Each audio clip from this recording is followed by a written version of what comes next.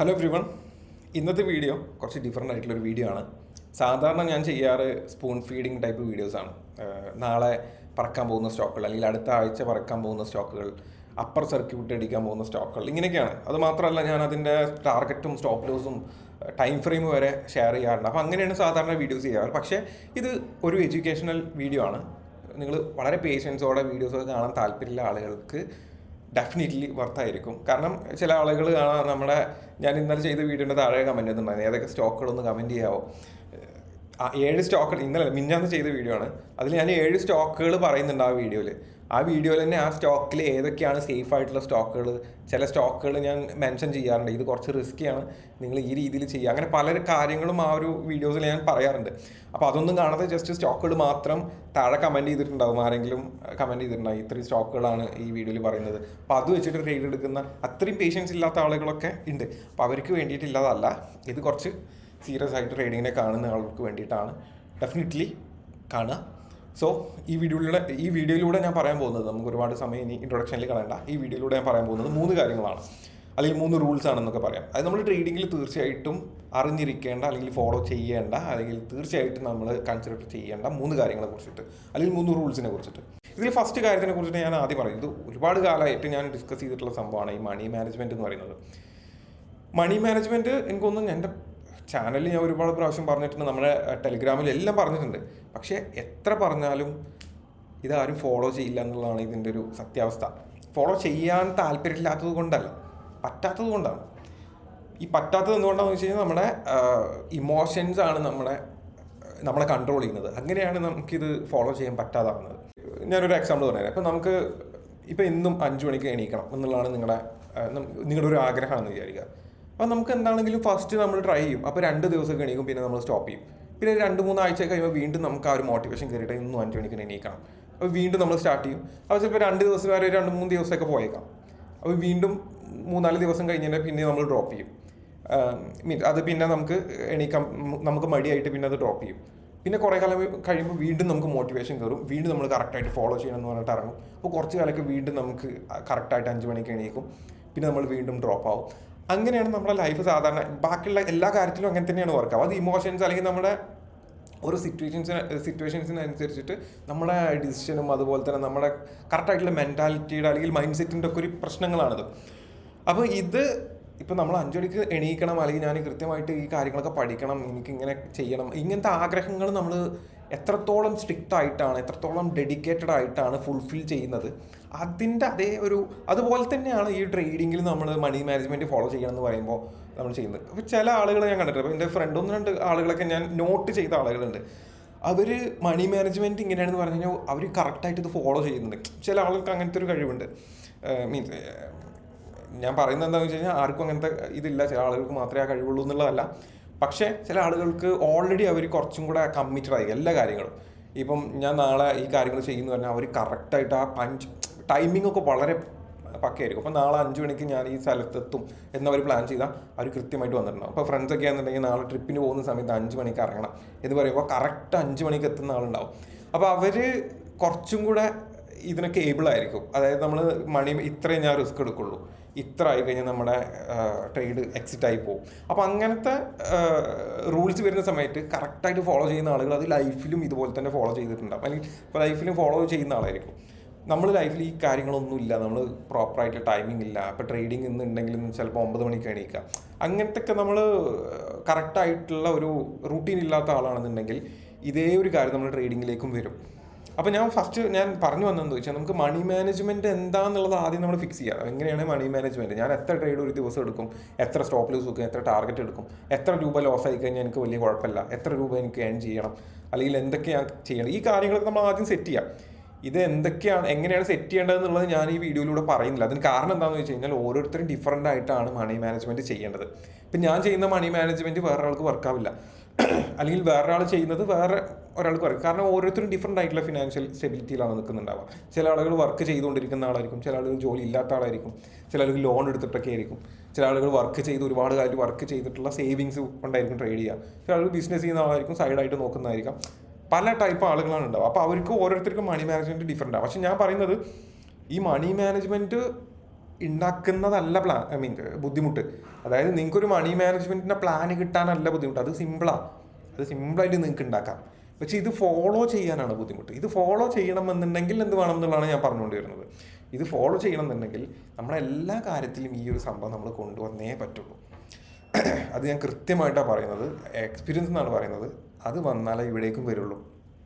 ട്രേഡിങ്ങിൽ മാത്രം നമ്മൾ correct strict follow ചെയ്യുക, ബാക്കി ലൈഫിലൊക്കെ നമ്മൾ നോർമൽ, അത് നടക്കില്ല, അത് വർക്കൗട്ട് ആവില്ല.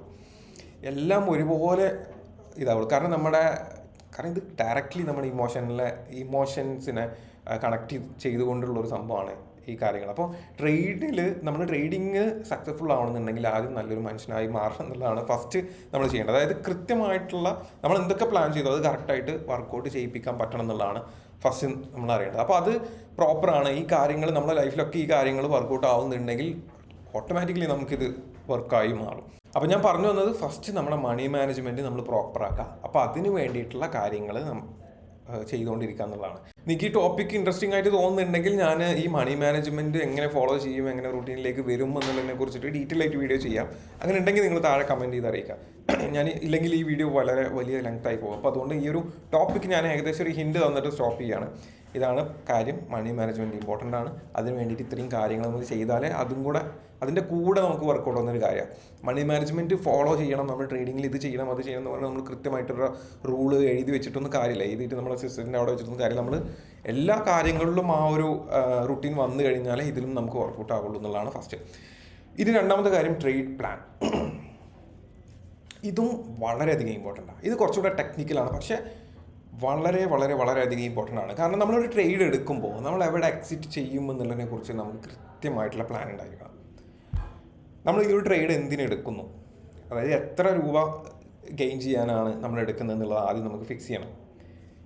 ഈ ട്രേഡ് ഓപ്പോസിറ്റ് പോയി കഴിഞ്ഞാൽ നമ്മൾ എവിടെ എക്സിറ്റ് ആവുമെന്നുള്ളത്, അതായത് നമ്മൾ ഏത് ട്രേഡ് എടുക്കുമ്പോഴും നമ്മൾ മനസ്സിലാക്കുക ഇത് 50-50 ചാൻസ് ആണെന്നുള്ളത് നമ്മുടെ മൈൻഡിലുണ്ടാവും. നമുക്ക് പല രീതിയിലുള്ള സ്ട്രാറ്റജി ഉണ്ടാവാം, 80% ആക്യുറസി ഉണ്ടാവാം, അതൊക്കെ ഉണ്ടാവും. അതൊക്കെ പോട്ടെ, നമ്മുടെ മൈൻഡിലേക്ക് അതൊന്നും എടുക്കരുത്.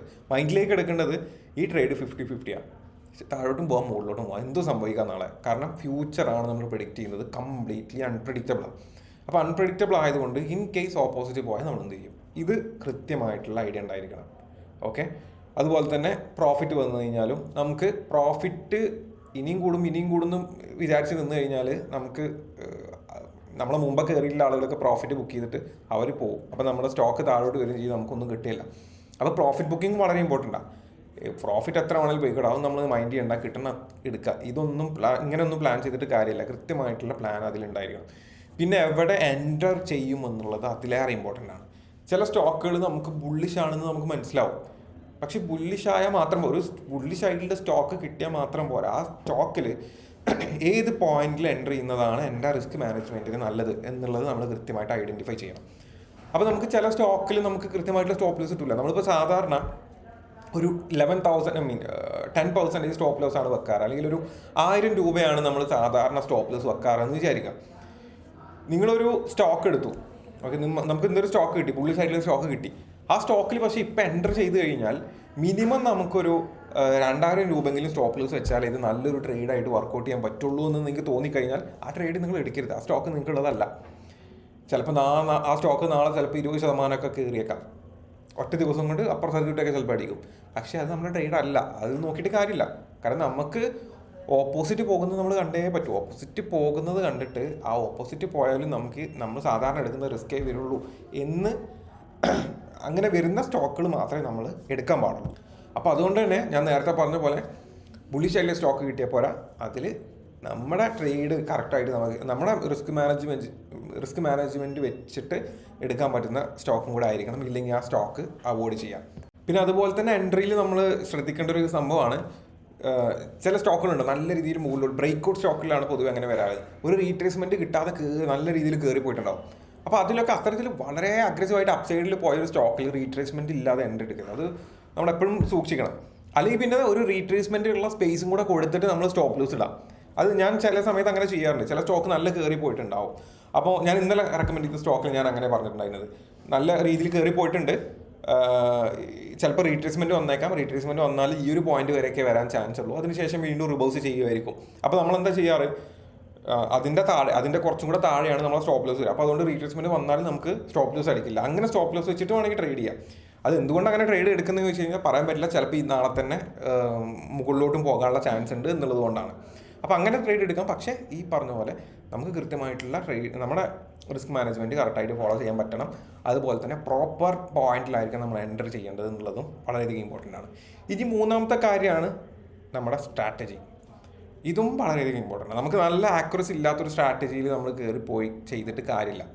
അല്ലെങ്കിൽ നമുക്ക് കൃത്യമായിട്ടുള്ള കോൺഫിഡൻസ് ഉള്ള സ്ട്രാറ്റജി നമ്മൾ എടുക്കാൻ പാടുള്ളൂ. ഇത് രണ്ടും ആക്ച്വലി കണക്റ്റഡ് ആണ്. ഞാൻ പറയുമ്പോൾ നിങ്ങൾക്ക് രണ്ടും വേറെ എന്തൊക്കെയായിട്ട് തോന്നിയേക്കും. പക്ഷേ നിങ്ങൾ ശ്രദ്ധിക്കുക, നമുക്ക് നല്ല കോൺഫിഡൻസ് ഉള്ള സ്ട്രാറ്റജി നമ്മുടെ കയ്യിൽ വേണം. എങ്കിലേ നമുക്ക് ഈ പറഞ്ഞ പോലെ സ്ട്രാറ്റജി സക്സസ്ഫുൾ ആവുകയും ചെയ്യുള്ളൂ.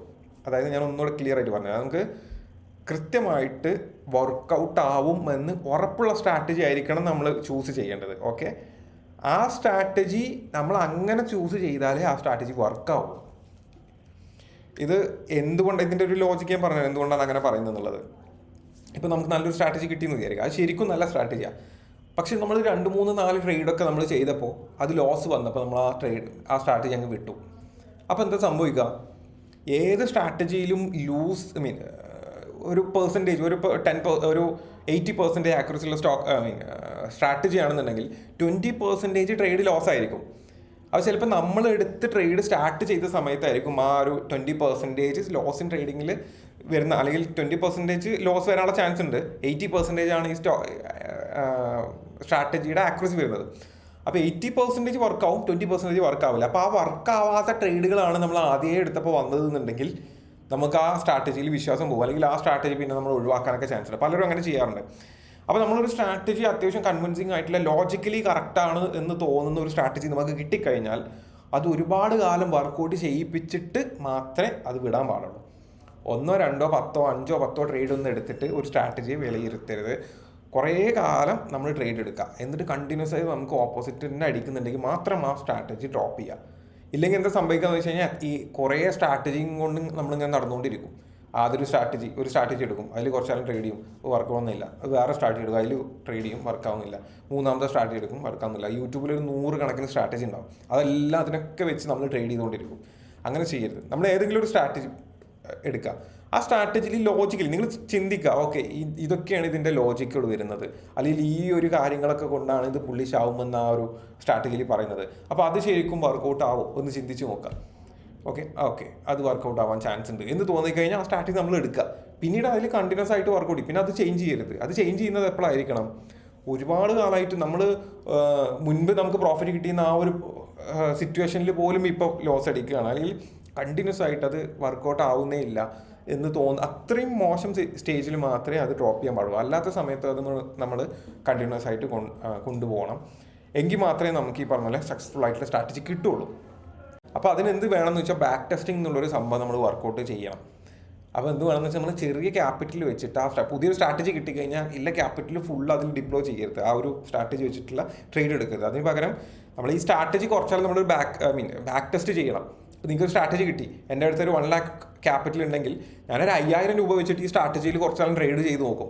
അത് 1-2 മാസമൊക്കെ ട്രേഡ് ചെയ്യുമ്പോൾ പ്രോഫിറ്റബിൾ ആണെന്നുണ്ടെങ്കിൽ ആ സ്ട്രാറ്റജി നമുക്ക് സെലക്ട് ചെയ്യാം. പിന്നീട് 1 ലക്ഷം രൂപ വെച്ചിട്ടും നമുക്ക് ആ ഒരു സ്ട്രാറ്റജി വെച്ചിട്ട് ട്രേഡ് എടുക്കാൻ വേണ്ടി പറ്റും. അങ്ങനെയാണ് സ്ട്രാറ്റജിയിൽ നമ്മൾ കാര്യങ്ങൾ ചെയ്യേണ്ടത്. സോ ഏകദേശം ഒരു 15 മിനിറ്റ് ആയിട്ടുണ്ട്. അപ്പോൾ ഞാൻ ഈ ഒരു ടോപ്പിക്ക്, ഇന്നത്തെ വീഡിയോയിലെ ടോപ്പിക് എന്ന് പറയുന്നത് മൊത്തത്തിൽ ട്രേഡിങ്ങിനെ ഒന്ന് അപ്ലിഫ്റ്റ് ചെയ്യാൻ പറ്റുന്ന രീതിയിലുള്ള കുറച്ച് കാര്യങ്ങളൊക്കെയാണ് പറഞ്ഞത്. അപ്പോൾ ഇത് ഇനിയും നമുക്ക് ഡീപ്പായി പോകാൻ പറ്റും. ഈ സ്ട്രാറ്റജി സെലക്ഷനിലൊക്കെ ഒരുപാട് കാര്യങ്ങൾ ഇനിയും പറയാനുണ്ട്. അതുപോലെ തന്നെ മണി മാനേജ്മെൻറ്റും ട്രേഡ് പ്ലാനും ഈ എൻട്രി എക്സിറ്റ് കാര്യങ്ങളൊക്കെ ഇനിയും പറയാനുണ്ട്. പക്ഷേ ഞാൻ ജസ്റ്റ് ഒരു ബേസിക് കാര്യങ്ങൾ ഇട്ടാൽ ഞാൻ ഈ ഒരു വീഡിയോ ഇടാൻ തന്നെ കാരണം ഈ ഒരു ടോപ്പിക്കിൽ ആളുകൾക്ക് ഇൻട്രസ്റ്റ് ഉണ്ടോ എന്ന് അറിയാൻ വേണ്ടിയിട്ടാണ്. അപ്പോൾ നിങ്ങൾക്ക് അത്യാവശ്യം വ്യൂസ് കിട്ടുന്നുണ്ട്, നല്ല റെസ്പോൺസ് ഈ ഒരു വീഡിയോക്ക് ഉണ്ടെങ്കിൽ ഞാൻ ഇത്തരത്തിൽ എഡ്യൂക്കേഷണൽ ടൈപ്പ് വീഡിയോസ് കുറച്ചുകൂടെ ഡീപ്പായിട്ടുള്ള കാര്യങ്ങൾ ചെയ്യുന്നതായിരിക്കും. അപ്പോൾ നിങ്ങൾക്ക് താല്പര്യം ഉണ്ടെങ്കിൽ ഡെഫിനറ്റ്ലി കമൻറ്റ് വഴി അത് അറിയിക്കണം. അതുപോലെ ലൈക്കും കാര്യങ്ങളൊക്കെ ചെയ്ത് ഒന്ന് അപ്ലിഫ്റ്റ് ഈ വീഡിയോൻ്റെ ഒരു എൻഗേജ്മെൻറ്റ് കൂട്ടുക. അപ്പോഴേ എനിക്ക് മനസ്സിലാവുള്ളൂ നിങ്ങൾക്ക് എല്ലാവർക്കും ഇൻട്രസ്റ്റ് ഉണ്ട്, കൂടുതൽ ആളുകൾ ഇൻട്രസ്റ്റ് ഉണ്ട് എന്നുള്ളത്. അങ്ങനെയാണെന്നുണ്ടെങ്കിൽ ഡെഫിനറ്റ്ലി നമുക്ക് വീഡിയോസ് ഇനിയും ഇത്തരത്തിലുള്ള എഡ്യൂക്കേഷണൽ ടൈപ്പ് വീഡിയോസ് ചെയ്യാം. ഈ ട്രേഡിങ്ങിൻ്റെ ഈ സ്റ്റോക്കും കാര്യങ്ങളൊന്നും അല്ലാതെ ട്രേഡിങ്ങിന് ഡെഫിനറ്റ്ലി നമുക്ക് ലോങ് ടൈമിലേക്ക് കാണുന്ന സമയത്ത് നമുക്ക് അപ്ലിഫ്റ്റ് ചെയ്യാൻ വേണ്ടിയിട്ട് യൂസ്ഫുൾ ആവുന്ന കുറച്ച് കാര്യങ്ങൾ വെച്ചിട്ട് ഡീപ്പായിട്ട് പോവാം. സോ അതാണ് ഇന്നത്തെ വീഡിയോ. നിങ്ങളുടെ റെസ്പോൺസ് കമൻറ്റ് വഴി അറിയിക്കാം. Thank you for watching.